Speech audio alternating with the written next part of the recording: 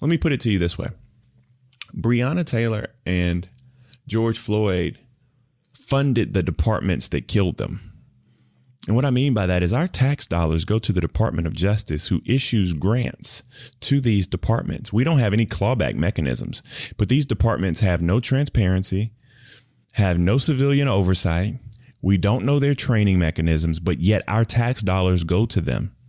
And so I think that I'm not saying defund, but what I am saying is that we need to have some accountability measures in place with our tax dollars that go to these police departments. So this is my proposal that I put out on social media, and some people loved it. Actually got much more love than anything else.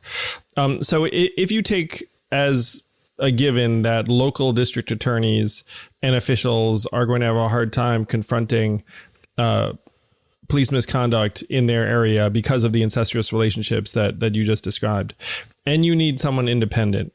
Now I looked at the Department of Justice guidelines, and after the Rodney King riots, they passed a law saying that the Department of Justice can investigate police departments for systemic problems, as they did with the LAPD. Correct. Patterns of practice, and it violating constitutional rights and equal rights. That happens very, very seldom. It's happened, I believe, once in the entire Trump administration, and it strikes me as woefully insufficient.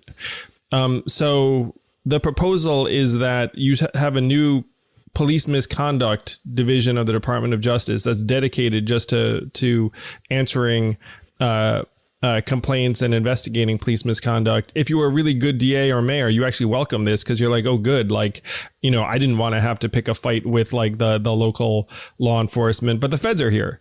You name it after George Floyd, you fund it.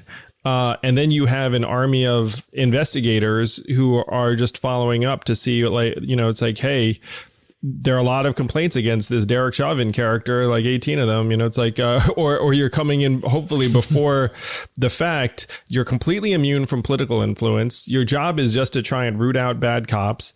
I suggested that Val Demings run it, someone that people would be excited about because she has a law enforcement background, and because then most people saw this proposal and said, like, yes, that this could be he could be onto something here. Other people took the no, we should defund, essentially, like what your original, which, like, I looked at it and say, look, there are 18,000 police departments around the country getting funded in all sorts of ways by like municipalities and property tax. Correct. And the rest of it. It's like I understand the impulse, but to me, it's much more practical to actually bring up someone who's like an independent actor who doesn't have ties to the community. Their entire measurements are just around trying to root out police misconduct. And then you could also get better data because you'd have a department that's dedicated to it.